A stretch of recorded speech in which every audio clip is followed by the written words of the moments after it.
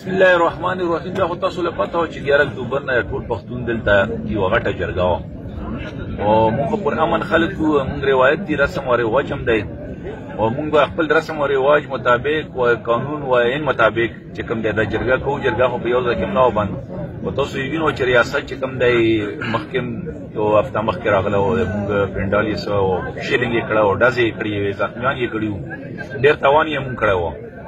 اوس یې وینو وېګا راغلي، مورچې هم جوړې کړي او په غټ تعداد کې پولیس راغلي او روډونه یې هم بلاک کړي او موږ چې کوم دی د پرامن جرګې له نه پرېږي.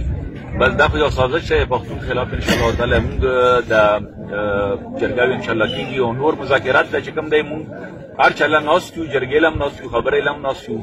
موږ دغه له ویو چې تاسو له موږ لار درکوو، تاسو یو ووځو نو بیا مطلب چې چا سره خبرې وي، ګورنر سره وي، وزیر اعلی سره وي، آرمي چیف سره وي، وزیر اعظم سره وي، موږ ته مخامه پرې ناست یو، سبا ورته ناست یو انشاءالله تعالی، په هر ځای کې ورته ناست یو.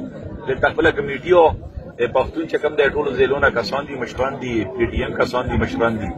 دغه پیرې چې ما ورته وویل چې انشاءالله تعالی که جرګې مذاکراتو خبرې منظور به هم رسي دلته او خبره هم کوو انشاءالله تعالی. موږ پر امن هغه او بس دوه ډز کوي، خلکو ولي شلک دا کوي، یعنې موږ سینې او دوی چې کوم دی ټوپک او دو بولې. دا پیغام دی انشاءالله تعالی تاسو وینو ډېر په غټ تعداد کې راسي روان هم دي او دلته ناست هم دي او نور پښتانه ضلعونه چې کوم دی وزیرستان او اخره باجوړ پرې او تقریبا د چترال پرې خلک پښتانه روان دي انشاءالله تعالی، په غټ اکثریت روان دي او موږ جرګه کخیر انشاءالله تعالی په طریقه باندې په صورت کې ویم انشاءالله تعالی دلته جرګه کېږي.